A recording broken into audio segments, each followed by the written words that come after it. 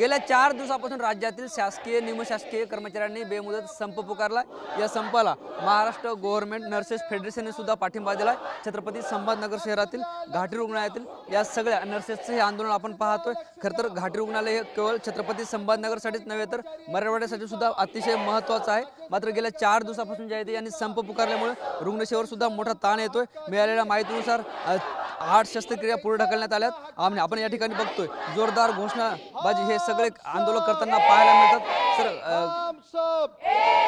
काय सांगाल, गेल्या 4 दिवसापासून संप पुकारलाय, अजूनही मागण्या मान्य झाल्या नाहीत? अजूनही मागण्या मान्य झालेल्या नाही आहे, कारण मुंबईमध्ये 22 तारखेला जी सुकारू समितीची मुख्य सचिव, महाराष्ट्र शासनाचे जे मुख्य सचिव आहे त्यांच्यासोबत जी बैठक झाली ती निष्फळ ठरलेली आहे। त्यांनी चर्चा सकारात्मक केली, पण 23 तारखेला ते त्याचं इतिवृत्तांत देणार होते, पण ते इतिवृत्तांत राज्य सरकारी कर्मचारी संघटनेच्या हाती आलेलं नाही आहे। त्यामुळे हा संप आमचा कायमच सुरू आहे।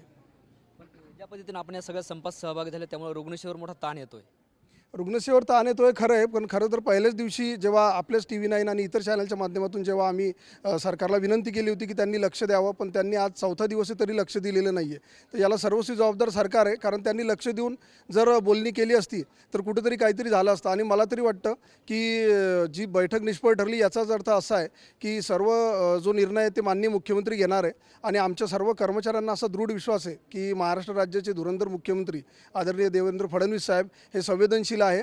ते लवकरच आम्हाला परत स्वतः चर्चेला बोलवतील आणि थेट मुख्यमंत्र्यांसोबत बैठक होईल, म्हणजे त्याचा निर्णय हा व्यवस्थित होईल असं आम्हाला वाटतं। काय सांगाल, खरं तर तुम्ही अनेक आंदोलनाचं नेतृत्व केलं आहे, आताही करताय, गेल्या अनेक दिवसापासून ह्या प्रलंबित मागण्या आहेत, नेमक्या मुख्य मागण्या काय आहेत? मुख्य मागणी म्हणजे पेन्शनची आहे, जुनी पेन्शन।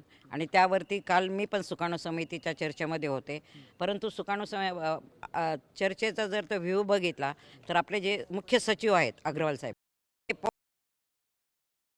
अर्थ खात्याचे जे सचिव आहेत ते थोड्या त्रुटी वगैरे काढत होते, परंतु तरी पण चर्चा आम्हाला म्हणजे त्यांचं पण म्हणणं आहे सकारात्मक झाली, आमचं म्हणणं आहे सकारात्मक झाली तर धचमा करायला काही वेळ नाही लागत। जोपर्यंत आमच्या हातात सुकाणू समिती आणि शासनाबरोबर झालेली चर्चा यातला जे लेखी वृत्तांत इतिवृत्तांत आमच्या हातात यायला पाहिजे होता। काल जर शासनाला वाटलं असतं की रुग्णसेवा बाधित होऊ नये तर कालच इतिवृत्त आमच्या हातात द्यायला पाहिजे होता, तो आम्हाला मिळालेला नाही।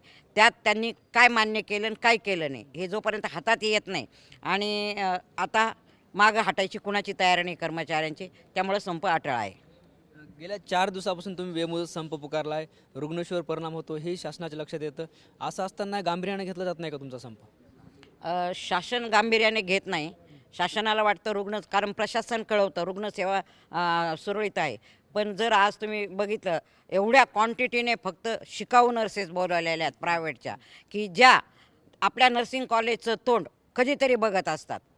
काही काही असे नर्सिंग कॉलेजेस आहेत आणि काही काही चांगले कॉलेजेस आहेत, आणि अशा लोकांच्या हातात तुम्ही ज्या आम्ही ट्रेंड असतो, आम्ही परीक्षा देतो आणि मग शासकीय सेवेत येतो, असं असताना तुम्ही फक्त ज्यांना शिकतायत त्यांच्या हातात रुग्ण देत आहेत।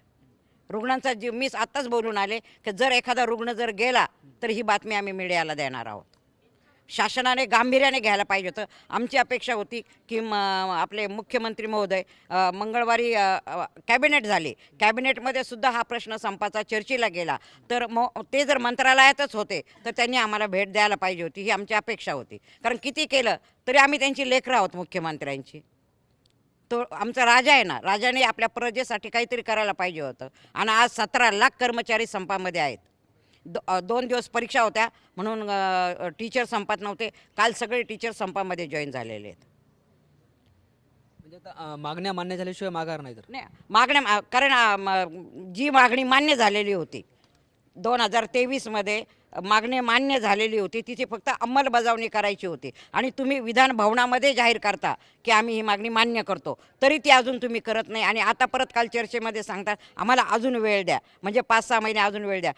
ज्या लोकांनी 2 वर्षामध्ये काही केलं नाही 3 वर्षात, ते लोक अजून 2-4 महिन्यात काय करणार आहे?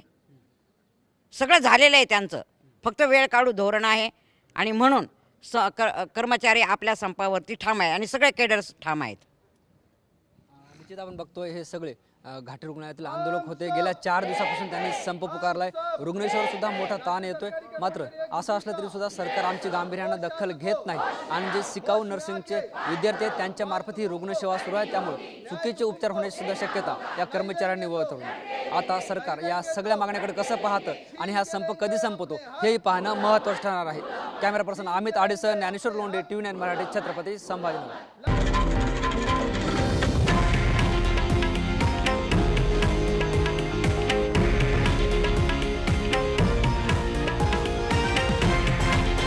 हे आहे देशातील नंबर 1 न्यूज नेटवर्क आणि आपण पाहत आहात TV9 मराठी, एकमेव.